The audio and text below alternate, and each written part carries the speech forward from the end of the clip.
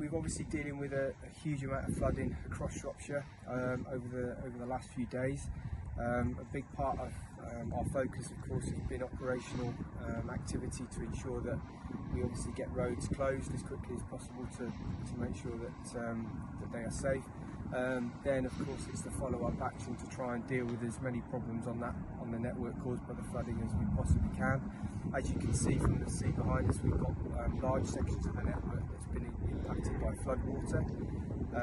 What we've been able to do is convert some of our existing operational teams that would traditionally be potholing and dealing with carriageway defects into flood resilience.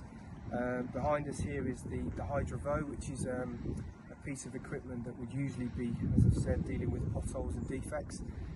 Very quickly we can adapt that piece of kit to support with our flooding and get water off the network by pumping flood water off. Yeah, and of course it's hydrogen, and absolutely, yeah. So that means there's no CO2 emissions from the whole process. Yeah. Again, that's a big push in terms of trying to get our fleet as green as possible.